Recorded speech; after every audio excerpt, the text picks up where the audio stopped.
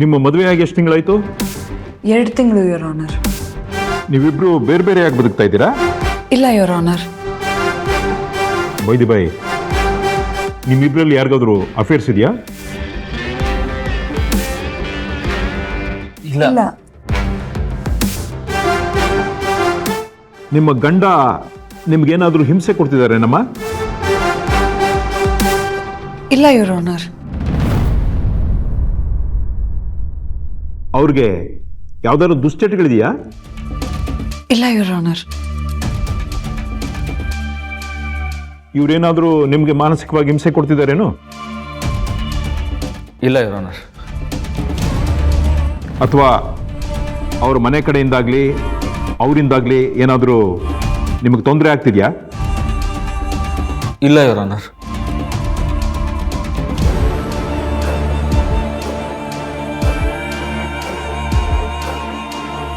ಏನು ಸಮಸ್ಯೆ ಇಲ್ಲ ಅಂದಮೇಲೆ ಡೈವರ್ಸ್ ಯಾಕೆ ಅಪ್ಲೈ ಮಾಡಿದ್ರಿ?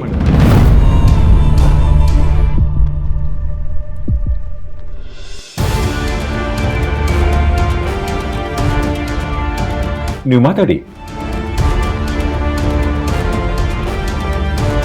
ಯುವರ್ ಆನರ್, ನಮ್ಮದು ಅರೇಂಜ್ ಮ್ಯಾರೇಜು. ಈಗಿನ ಜೋಡಿಗಳ ಥರ ಮದುವೆಗಿಂತ ಮುಂಚೆ ನಾವು ಒಂದ್ಸಲನೂ ಮಾತಾಡ್ಕೊಂಡಿರಲಿಲ್ಲ. ನಮ್ಮ ಅಭಿಪ್ರಾಯನೂ ಹಂಚ್ಕೊಂಡಿರಲಿಲ್ಲ.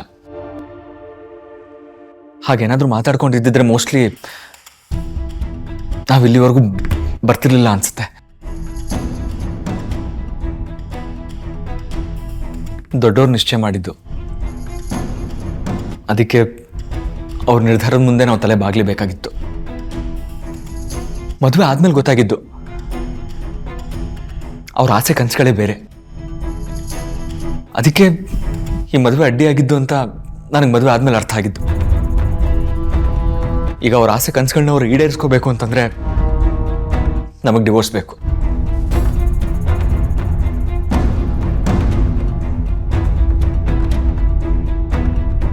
ಇವ್ರು ಹೇಳ್ತಿರೋದು ನಿಜ ಏನಮ್ಮ? ಹಾಗಿದ್ಮೇಲೆ ಇಬ್ರು ಕೂತ್ಕೊಂಡು ಮಾತಾಡಿ ಬಗೆಹರಿಸ್ಕೋಬೋದಿತ್ತಲ್ಲ. ಈ ಡೈವರ್ಸ್ನ ಅವಶ್ಯಕತೆ ಏನಿತ್ತು?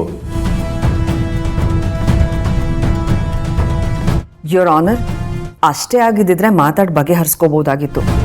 ಅಮೃತ ಅವರು ಶ್ರೀಮಂತಿಕೆಯಲ್ಲಿ ಬೆಳೆದಿರೋ ಹುಡುಗಿ. ಅವ್ರ ಮನೇಲಿ ಕೈಗೊಬ್ರು ಕಾಳ್ಗೊಬ್ರು ಆಳಿರ್ತಾ ಇದ್ರು. ಎಲ್ಲ ಕೆಲಸನೂ ಅವರೇ ಮಾಡ್ಕೋತಾ ಇದ್ರು. ಅಷ್ಟೇ ಅಲ್ಲದೆ ಅವಳು ಬೋಲ್ಡಾಗಿ ಬೆಳೆದಿರೋ ಹುಡುಗಿ.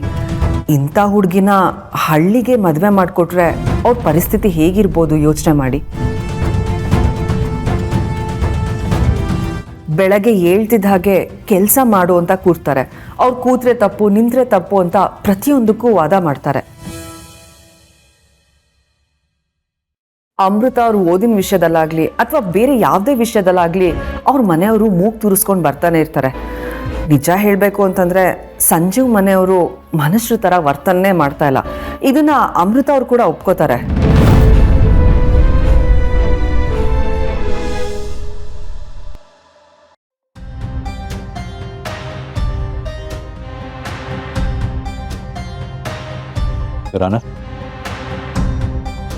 ಓ, ನೀವಾ?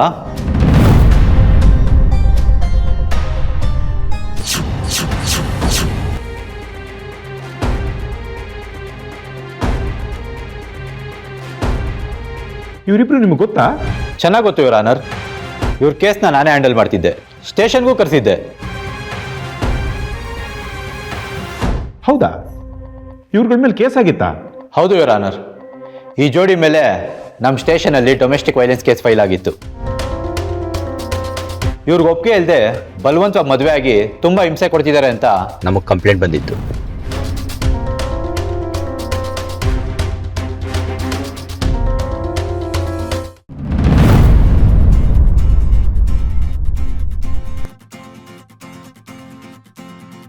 ನನಗೆ HR ಬಂದಿದೆ.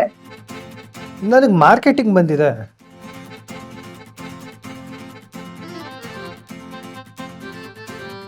ನನಗೆ ಫೈನಾನ್ಸ್ ಬಂದಿದೆ.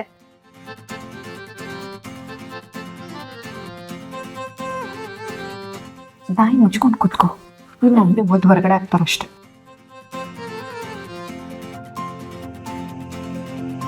ಅಲ್ಲ ಡಂಗಾಣಿ, ಇಷ್ಟೊತ್ತವರೆಗೂ ಅಬಲೆ ನಾರಿ ಥರ ಇದ್ದೆ, ಈಗ ಸಿನ್ಸಿಯರ್ ಮಾರಿ ಥರ ಆಡ್ತಿದ್ಯಾ. ಅದಕ್ಕೆ ನಿನ್ನ ಡಂಗಾಣಿ ಅಂತ ಕರೆಯೋದು. ಇಷ್ಟು ಮಾತಾಡ್ತೀಯ, ಸುಮ್ಮನೆ ಕುತ್ಕೋ. ನೆಚ್ಚಿಗೆ ನೋಡಿದ್ರೆ ಸರಿಯಾಗಿ ಬಯಸ್ಕೋತೀಯ ಅಷ್ಟೆ. ಬೈಸ್ಕೊಳ್ಳೋದು ನೀನ ಅಂತ ಇವಾಗ ಗೊತ್ತಾಗುತ್ತೆ.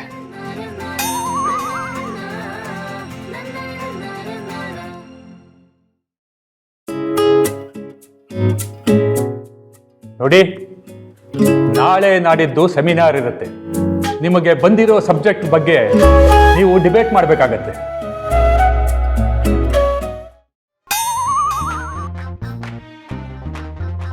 ಏನಾಯ್ತು ಲಕ್ಷ್ಮಿ? ಸಾರಿ ಸರ್, ಅದು ಕಾಲಲ್ಲಿ ಕ್ರಾಂಪ್ಸ್ ಆಯ್ತು, ಅದಕ್ಕೆ. ನೋಡಿ, ನಾನು ಹೇಳಿದ್ದು ನಿಮಗೆ ಅರ್ಥ ಆಯ್ತಲ್ವಾ? ನಿಮಗೆ ಬಂದಿರೋ ಸಬ್ಜೆಕ್ಟ್ ಬಗ್ಗೆ ರೆಡಿ ಇರಿ. ಸೆಮಿನಾರ್ ದಿನ ನೀವು ಅದನ್ನ ಪ್ರೆಸೆಂಟ್ ಮಾಡಬೇಕಾಗತ್ತೆ. Attendance is compulsory.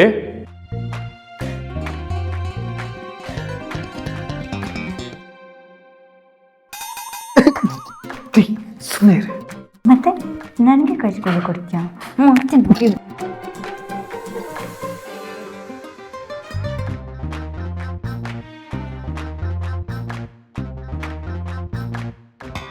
Sir,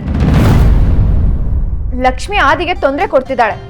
sir ಹಾಗೇನಿಲ್ಲ ಸರ್, ಅದು ಲಕ್ಷ್ಮಿಗೆ ಕಾಲಲ್ಲಿ ಕ್ರ್ಯಾಂಪ್ಸ್ ಆಗಿತ್ತಲ್ವಾ, ಅದಕ್ಕೆ ಹೆಲ್ಪ್ ಮಾಡ್ತಿದ್ದೆ ಅಷ್ಟೇ. ಶಮಿತಾ, ಯಾಕೆ ತಪ್ಪು ತಿಳ್ಕೊತಾ ಇದೆಯಾ? ನೀನು ನಮ್ಮಿಬ್ಬರ ಬಗ್ಗೆ ಯೋಚನೆ ಮಾಡೋದು ಬಿಟ್ಟು ಸರ್ ಏನು ಹೇಳ್ತಿದ್ದಾರೋ ಅದ್ರ ಬಗ್ಗೆ ಗಮನ ಕೊಡು. ಸರಿ, ಅದೇನೋ ನೀವು ನೋಡ್ಕೊಳ್ಳಿ.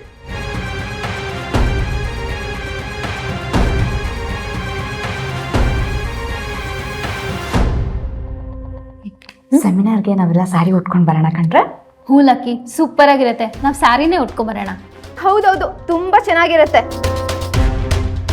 ಹಳ್ಳಿಯಿಂದ ಬಂದಿರೋಳಿಗೆ ಇನ್ನೆಂತ ಯೋಚನೆ ಬರುತ್ತೆ? ಮಾರುದ್ದ ಸೀರೆ ಉಟ್ಕೊಂಡು ತಲೆ ತುಂಬಾ ಆಯಿಲ್ ಮೆತ್ಕೊಂಡು ಬನ್ನಿ, ಇನ್ನು ಸೂಪರ್ ಆಗಿ ಕಾಣಿಸ್ತೀರಾ.